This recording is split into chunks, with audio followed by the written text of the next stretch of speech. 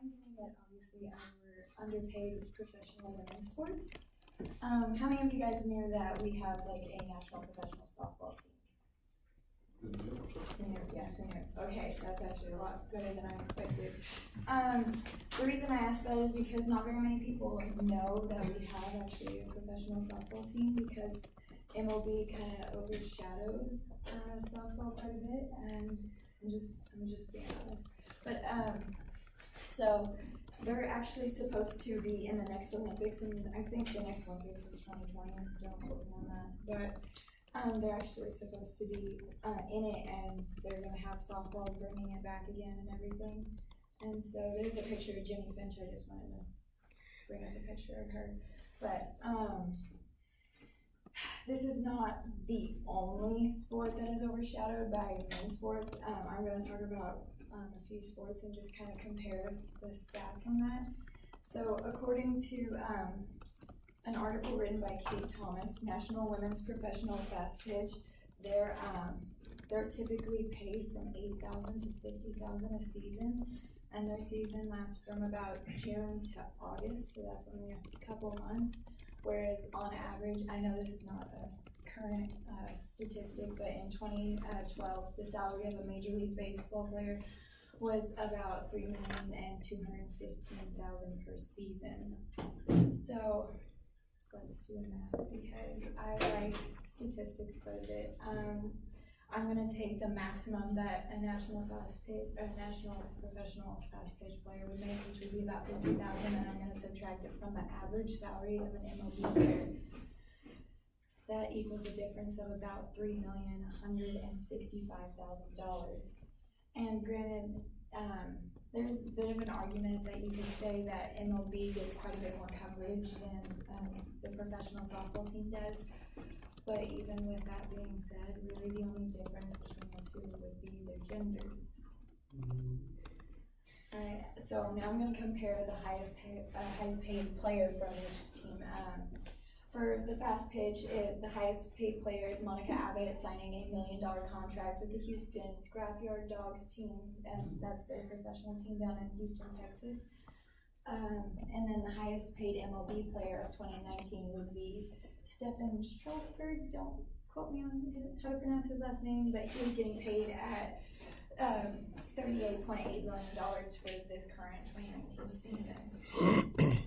Next, I have professional women's soccer and professional men's soccer. The minimum that a professional women's soccer player, according to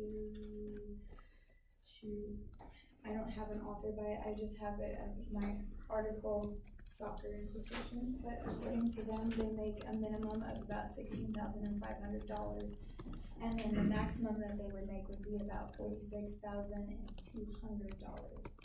Then comparing that to the average salary of a professional men's player in 2012, which is also not a current statistic, I know, but they get paid about $148,700. And once again, we're going to do some math. Taking the maximum amount that they get paid for the women's professional soccer being at $46,200 and subtracting it from the average of a professional men's player, you would get a difference of about $102,500. This is still quite a bit of a wage gap. And then once again, comparing the highest paid athlete in each sport, the highest paid for women's in 2019 is Alice Morgan, and she was getting paid at about $450,000. And then Clint Dempsey is the highest paid in men's at $4,915,000. So once again, you can obviously see that women's are getting paid quite a bit. Now I'm going to move on to basketball. Basketball, I've got women's starting salary is at $41,200, and then for the men, their starting salary is about $560,000. Once again, we're going to do some math. So I'm taking the starting salary of about of the women's at $41,200 and subtracting it from the men's starting salary at $560,000, and that's a difference of about $518,800.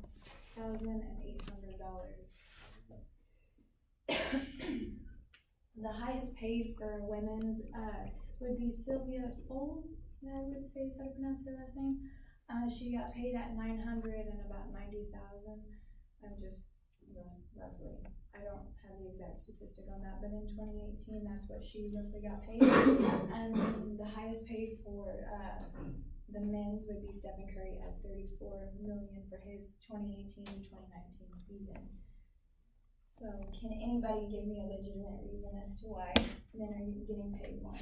Of course, How much revenue do women's sports team bring in? well, I didn't exactly look that up. So That's a good question. The New York Yankees bring in the most revenue for a baseball team. That's why their salary cap is the highest, so they can pay whatever their team wants to pay the players. Yeah, no, I understand that men's sport get a lot more coverage and they get a lot more like TV time and all that. So I'm pretty positive that that's why they would be getting more revenue than women's sport. So besides that, really, is there any other difference between these sports? Then technically softball and baseball have different rules, but we're not gonna bring that up. So like, I see the baseball game. Huh? I see the baseball game one time. Yeah. It was pitching ball so fast. That's all I got to say.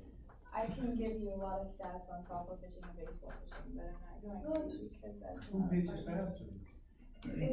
It's about an equivalent from softball pitching at 43 feet. If we're pitching at about 65, it's an equivalent of like 80 something for a minute. What? Yeah. Uh-oh, guys up there, y'all have to come to It's different though. They're pitching at a downward angle and we're pitching at a flat angle, so we've got it's a bit different. I'm not gonna say that it doesn't take talent for each one, so I'm not gonna take that away. But anyways, is there any other differences?